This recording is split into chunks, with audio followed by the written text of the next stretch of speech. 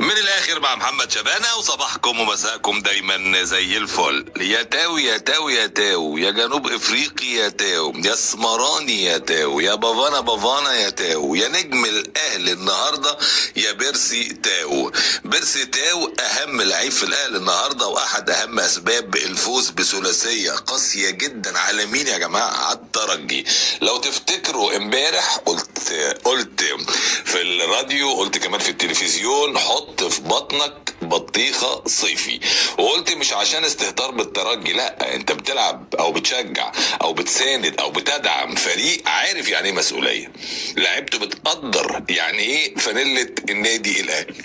والفرقه الكبيره كده لازم يكون اللعيبه بتاعتها لها شخصيه معينه، شخصيه تقدر مكانه وقيمه وتاريخ النادي اللي بتمثله، اللي هو النادي الاهلي. النادي الاهلي هو ملك افريقيا يا جماعه. اذا كان ريال مدريد هو الملك بتاع اسبانيا وبتاع اوروبا، فالاهلي هو ملك مصر وملك افريقيا. الاهلي لعب مباراه ولا اجمل ولا اروع، ودرس وفي فنون كره القدم.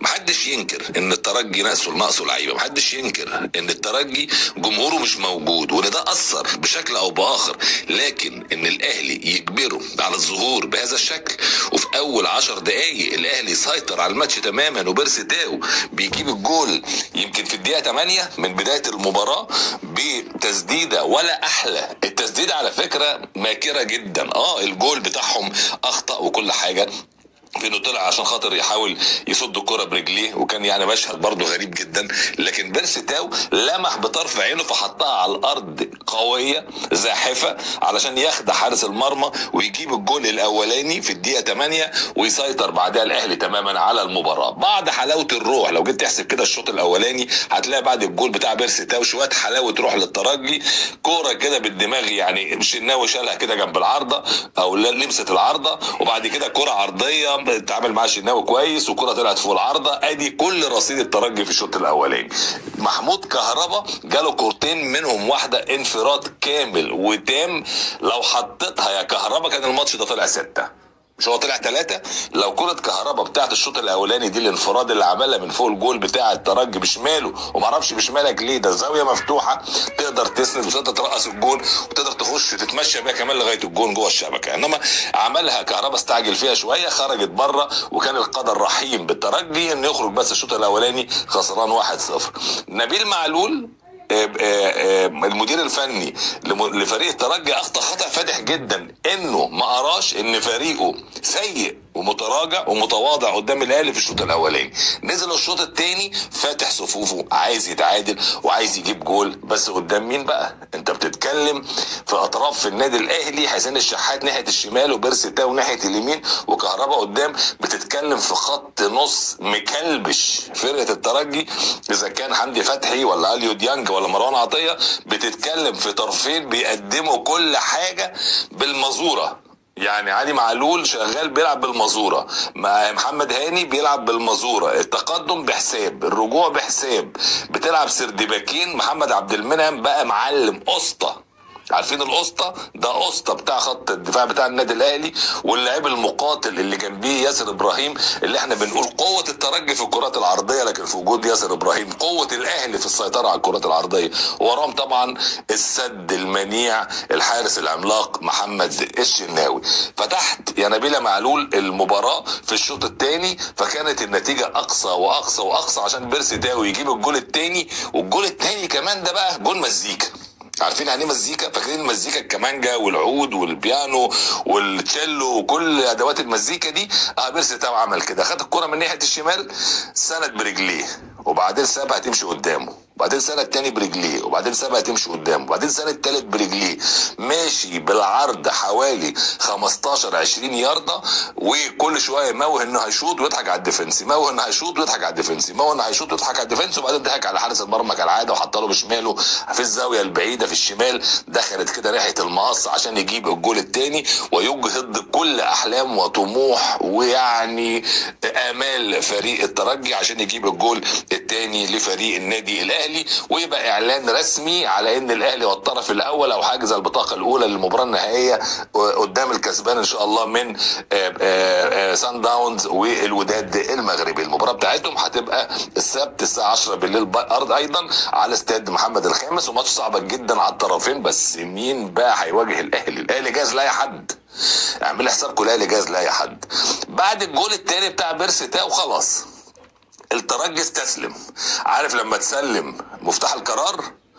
الترجي سلم مفتاح القرار للعيبه النادي الاهلي، وعشان خاطر كهربا القدر كالعاده بيديله الهديه اللي بتخلي كهربا طول الوقت منور ومتلألئ، مش عشان اسمه كهربا، هو القدر كده. القدر حابب ان كهربا طول الوقت يفضل منور عشان خاطر هجمه مرتده حسين الشحات بيتعامل معاها بكل جماعيه. خد بالك ليه بقول بكل جماعيه؟ بعمل اسقاط على كل الهجمات بتاعه الاهلي اللي بعد كده واللي كان فيها نوع من الانانيه، سواء من احمد عبد القادر لما نزل او محمد طاهر او لما نزل ومحمد شريف لما نزل، لانه حسين الشحات اول ما استلم الكره على طول داس وقام عاملها بالعرض الكهرباء اللي جاي من تحت لوحده، حطها في الشبكه عشان يجيب الجول الثالث للنادي الاهلي وينهي تماما على طموحات وامال واحلام الفريق بتاع الترجي التونسي. جول كهربا كان في الدقيقه 75، بعدها حصلت التغييرات، خرج حسين الشحات ونزل طاهر محمد طاهر في الدقيقه 76، خرج كهربا ونزل محمد شريف في نفس التوقيت، بعدين خرج حمدي فتحي في الدقيقه 82 ونزل قندوسي او 83، خرج كمان محمد هاني ونزل خالد عبد الفتاح في الدقيقه 83، وخرج بيرسي تاو ونزل احمد عبد القادر في قبل النهايه او قبل الوقت الضايع من طرد، كان لعب حوالي 5 دقائق احمد عبد القادر. الاهلي يا جماعه فريق كبير، الاهلي فريق قوي، ونبيل معلول انا قلت له يا عم انت تمنيتها وربنا اداها لك، فرجنا يا سيدي. بعد القرعه بتاع دوري المجموعات كان التصريح الشهير بتاع نبيل معلول ولما قال انا ما بحبش العب في ادغال افريقيا، يا ريت حتى اواجه الاهلي من دور الثمانيه، اديك اتمنيتها وجات لك. عرفت قد ايه قاسيه هذه الامنيه يا نبيل معلول؟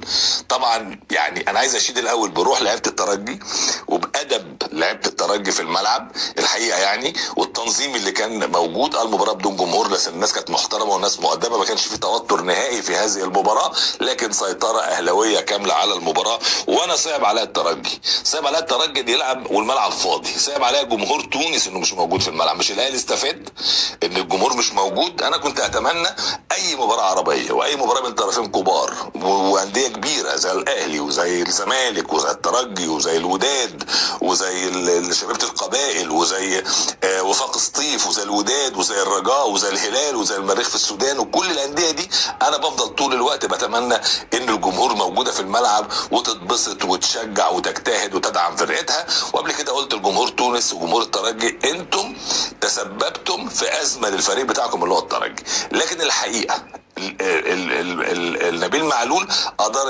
المباراه بشكل متواضع جدا، والاهلي كمان كان فايق ومركز جدا جدا جدا، ونجح مارسيل كولر في انه يجهز فرقته بشكل كويس جدا، وان فرقته تركز بشكل رائع جدا، وان هو فرقته تستقر فنيا بشكل رائع جدا، وان هو بقى الحقيقه مدرب يعني اقول لكم ايه، مدرب مش عايز اقول يعني مدرب مخادع مكار يعني، وبيتعلم من اخطائه. وعلى فكره الانسان الناجح اللي لما يغلط ما يتكلمش، ما يطلعش يقول انا غلطان انا غلطان، لا خالص، بس يتعلم ازاي من اخطائه. ومن وقت مباراه سان داونز بتاعت 5-2 اللي ما يستاهلش الاهلي هذه الخساره الثقيله، لانه كان لعب غلط مش عشان الاهلي وحش، لا ده هو لعب غلط في هذه المباراه من هذا التوقيت، وهو بيلعب بواقعيه قويه جدا وبيلعب بشكل بيقرب في صفوفه كويس جدا جدا، واهل فرقته بدنيا وفنيا وذهنيا وتركيزيا، ودي اهم حاجه لان اللعيبه بتنزل الملعب الحقيقه مركزه بنسبه 100% من بدايه المباراه لنهايه المباراه، من بدايه المباراه لنهايه المباراه. كل المباريات اللي لعبها الاهلي من وقت المباراه بتاعت سان داونز دي والفرقه مركزه بنسبه 100%. علشان كده مارسيل كولر بيستحق التهنئه، هو كمان زيه زي اللعيبه تمام، كل التهنئه لجمهور النادي الاهلي الداعم الاول والمستمر واللي ما بيخلصش دعمه ابدا للاعيبه الاهلي. كل التهنئه لمجلس اداره الاهلي والكابتن محمود الخطيب صاحب القرار التاريخي اللي كان في شهر 7 و8 اللي فات لما اصر على اراحه اللاعبين الكبار وقدر ان هو يعمل لهم ريفرش من جديد وتعملوا فتره اعداد قويه، ويبقى الاهلي يوصل في شهر 5 قبل نهايه الموسم بشهر او بشهرين وبهذا المستوى البدني الرائع. كل التحيه لهذه الكتيبه اللي هي بقت مصدر فخر لكره القدم المصريه. الفريق الوحيد اللي باقي في البطولات الافريقيه هو النادي الاهلي، وفي البطوله الام بدوري ابطال افريقيا، وبعدين مش بس كده، لا ده هو المرشح الاول. شوفوا كل الاعلام